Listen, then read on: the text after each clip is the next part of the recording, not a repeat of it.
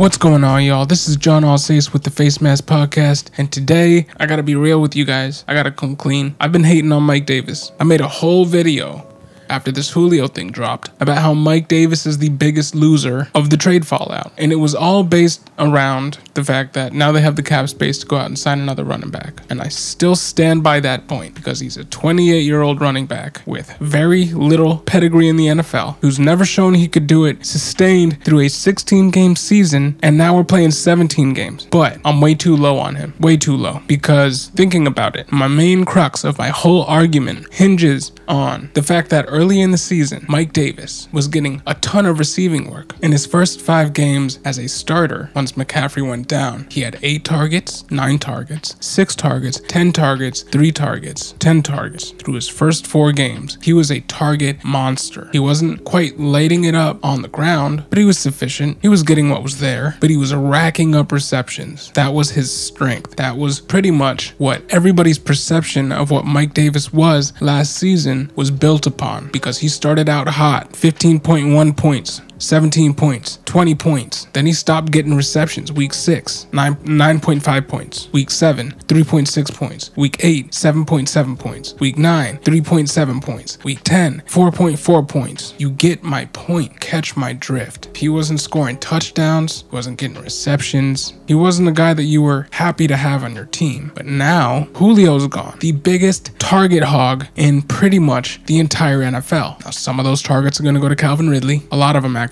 Some of them will go to Russell Gage.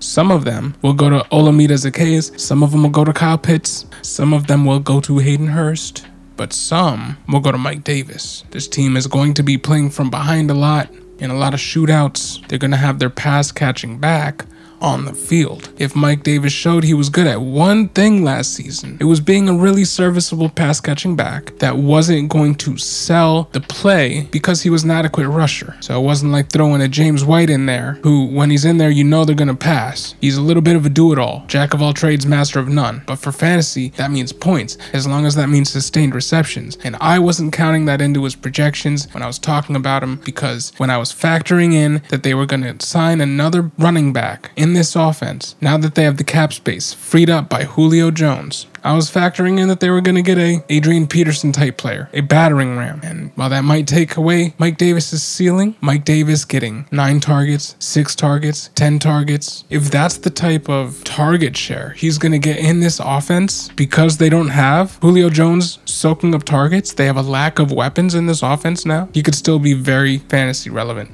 So what does this mean for different formats? In redraft, solid buy. Upside RB2. If they give him all the rushing work and all the receiving work, and they sign an ancillary piece that's really just an ancillary piece, this guy could almost be borderline league winner. If he doesn't get that receiving work and they sign a James White type player, then I don't know. Then we gotta watch out. But for now, redraft, really like this guy. Keeper, I'm trying to sell. Dynasty, I'm trying to sell. Because think about it, his value right now is the highest it will ever be. 28 years old on a team that will decline. This offense could struggle. Could be a lot of short dump offs to a guy like Mike Davis. So it all comes down to, I'm rambling. In redraft, go get him. In keeper, sell. His value will never be higher than it is right now. He's an injury away from never really being relevant again. What do you guys think? Do you guys think my first prognosis on Mike Davis was correct? Do you guys think it was right of me to come around and change opinions on Mike Davis? Put your thoughts in the comment section below. This is the Face Mask Podcast. Thank you for listening.